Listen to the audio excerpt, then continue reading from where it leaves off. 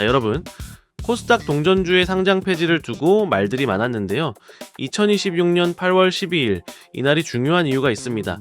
7월 1일부터 새 기준이 시행된 뒤 정확히 30거래일이 되는 날이었거든요. 30거래일 연속 주가가 1,000원 아래에 머문 기업에는 관리 종목이라는 첫 번째 옐로카드가 나올 수 있는 시점입니다. 그래서 이날을 앞두고 시장을 다시 봤더니 꽤 기묘한 장면들이 이미 벌어지고 있었죠. 한번 알아보겠습니다. 먼저 규칙부터 아주 짧게 보겠습니다. 코스닥에서는 주가가 30거래일 연속 1,000원 아래에 머물면 관리 종목 지정 요건이 생깁니다. 이후 90거래일에 개선 기간이 주어지고 그 안에서 45거래일 연속 1,000원 이상을 유지해야 합니다. 한번 잠깐 1,000원을 넘는다고 끝나는 구조가 아니라는 거죠. 자, 정부가 이런 기준을 만든 이유도 있습니다. 지난 20년 동안 코스닥에는 1,353개 회사가 새로 들어왔는데 퇴출된 회사는 415개에 그쳤습니다. 자, 같은 기간 시가총액은 8.6배 커졌지만 코스닥 지수는 1.6배 오르는데 그쳤고요. 금융당국도 부실 상장기업 문제가 장기간 누적됐다고 진단했습니다. 그러니 경쟁력을 잃은 회사를 더 빨리 정리해 코스닥의 질을 높이겠다는 방향 자체는 이해할 수 있습니다. 그런데 실제 퇴출이 시작되기도 전에 시장이 먼저 움직였습니다. 정책 발표 이후 4거래일 동안 코스닥 지수는 3.51% 올랐는데 당시 1,000원 아래에 있던 182개 종목은 평균 6.59% 떨어졌습니다. 자, 시장은 오르는데 이 동전주만 반대로 움직인 거죠. 아직 어느 회사가 실제로 쫓겨난 것도 아니었는데 투자자들은 먼저 1,000원이라는 숫자를 위험선처럼 보기 시작했습니다. 그러자 기업들도 움직였습니다. 네, 방법은 바로 주식 병합이었습니다. 500원짜리 주식 5장을 한 장으로 합치면 이론적으로 2,500원짜리 주식 한 장이 됩니다. 회사의 매출이나 이익이 갑자기 늘어나는 건 아니지만 주식 수가 줄면서 한 주 가격은 올라갑니다. 그리고 이걸 선택한 기업 수가 정말 크게 늘었죠. 지난해 1월부터 5월까지 코스닥에서 주식 병합을 결정한 회사는 7곳이었습니다. 올해 같은 기간에는 159곳, 20배가 넘습니다. 1,000원이 단순한 주가가 아니라 상장 유지와 연결되는 숫자가 되자 기업 입장에서도 이 선을 의식할 수밖에 없어진 겁니다. 처음 보면은 이런 생각이 들죠. 자, 정부가 1,000원이라는 기준을 만들었더니 기업들이 사업을 바꾸기보다 주식 숫자부터 바꾸는 것 아니냐고요? 다만 정부도 이런 움직임을 예상했습니다. 최종 규칙에는 최근 병합을 했던 기업이 관리 종목에 들어간 뒤 다시 병합하는 걸 제한하는 장치가 들어갔고, 관리 종목 지정 이후 90거래일 동안 10대 1을 넘는 과도한 병합을 막았습니다. 그러니까 단순히 허술한 규칙을 만들고 기업들이 그 틈을 빠져나가는 그림은 아니었습니다. 그럼 병합은 실제로 통했을까요? 올해 병합을 추진하거나 완료한 153개 회사 가운데 49개는 5월 말 기준으로도 여전히 1,000원 아래에 있었습니다. 실제 병합을 마치고 변경 상장된 사례만 따로 보면 더 눈에 띕니다.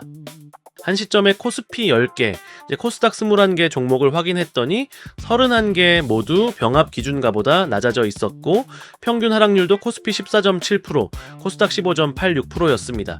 병합으로 한 주의 기준 가격은 바꿀 수 있습니다. 그 가격을 시장이 계속 인정해줄지는 또 다른 문제였던 거죠. 여기까지 따라오면 오히려 다른 질문이 생깁니다. 왜 이렇게 많은 기업이 한꺼번에 퇴출선 근처까지 몰려 있었을까요? 이 질문을 따라가다 보면 꽤 놀라운 숫자가 하나 나옵니다. 2025년 금융당국은 기존 코스닥 상장 폐지 기준이 지나치게 낮았다고 평가했죠. 당시 시가총액 기준은 40억 원, 매출액 기준은 30억 원이었는데 최근 10년 동안 이 두 기준으로 상장 폐지된 기업이 단 한 곳도 없었습니다. 10년 동안 제로인 겁니다. 그러니까 2026년에 갑자기 부실 기업이 대거 생긴 게 아니라 기존 퇴출 기준 가운데 일부가 실제로 기업을 걸러내는 역할을 거의 하지 못했던 겁니다. 조금 더 거슬러 올라가면 정책의 방향도 지금과는 달랐습니다. 2022년 상장 폐지 제도 개편에서는 기업이 어려워졌다고 곧바로 퇴출시키기보다는 이의 신청과 실질 심사, 개선 기회를 더 주는 쪽에 무게가 실렸습니다. 자, 코스닥의 5년 연속 영업손실 관련 실질 심사 요건도 폐지됐고요. 당시에는 기업의 회생 가능성을 더 보자는 판단이 있었던 겁니다. 문제는 시간이 지나면서 반대쪽 부작용이 더 크게 보이기 시작했다는 점이죠. 몇 년 지나지 않아 분위기가 완전히 달라집니다. 2025년에는 금융당국이 완화적인 상장 폐지 요건과 절차 때문에 저성과 기업의 퇴출이 지연되고 있다고 진단했고, 2026년에는 아예 장기간에 걸쳐 누적된 부실기업 문제가 크다라고 표현했습니다. 그리고 이번에는 퇴출 속도를 확 끌어올립니다. 자, 거래소 시뮬레이션에서 기존 제도라면 연간 약 50곳 정도로 예상됐던 코스닥 상장 폐지 대상이 새 제도 아래에서는 약 150곳 안팎, 범위로는 100곳에서 220곳까지 늘어날 수 있는 것으로 나왔습니다. 몇 곳을 더 내보내는 정도가 아닙니다. 자, 정책의 방향 자체가 크게 바뀐 겁니다. 2026년에는 상장 폐지 집중 관리 기간까지 따로 두고 퇴출 속도를 높이는 쪽으로 움직였습니다. 방향이 느슨한 관리에서 빠른 정리로 옮겨간 셈입니다. 더 눈에 띄는 숫자도 있습니다. 코스닥 본부 경영평가에서 상장 폐지 관련 평가 항목의 가중치를 기존 0%에서 잠정 20%까지 높이기로 했죠. 이 흐름을 한번 이어서 보면 다른 점이 보입니다. 왜 문제가 이렇게 많이 쌓이기 전에 기존 제도를 더 일찍 손보지 못했느냐는 질문은 남습니다. 상장 기업이 하루아침에 생긴 것도 아니고 부실이 2026년에 갑자기 나타난 것도 아니죠. 금융당국 표현대로라면 장기간에 걸쳐 누적된 문제입니다.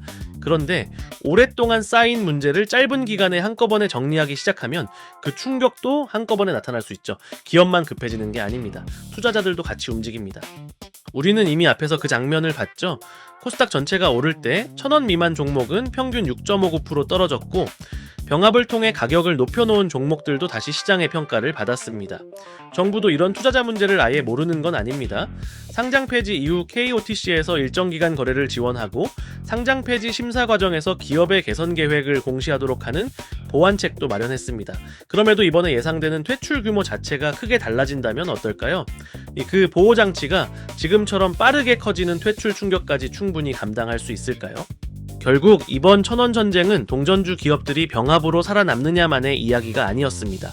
처음에는 기업들의 이상한 병합이 눈에 들어왔지만 따라가다 보니 그 뒤에는 오랫동안 느슨했던 퇴출 기준과 몇 년 사이 크게 바뀐 정책 방향이 있었습니다. 부실 기업은 제때 내보내야 합니다. 하지만 그 전에 위험을 얼마나 빨리 발견했는지, 문제가 커지는 동안 얼마나 제대로 관리했는지, 그리고 정말 퇴출이 필요해졌을 때 기존 투자자가 그 비용을 한꺼번에 떠안지 않도록 어떤 장치를 마련했었는지도 같이 봐야 합니다. 기업을 얼마나 빨리 내보낼 것인가, 그 전에 얼마나 제대로 관리할 것인가, 그리고 정리 과정의 비용을 누가 부담할 것인가. 앞으로 코스닥을 살리겠다는 정책은 이 세 가지를 함께 움직이고 있는지 지켜봐야 할 것 같습니다. 오늘은 코스닥 동전주 상패에 대해 알아봤습니다. 내용이 유익하셨다라면 구독과 좋아요 부탁드립니다.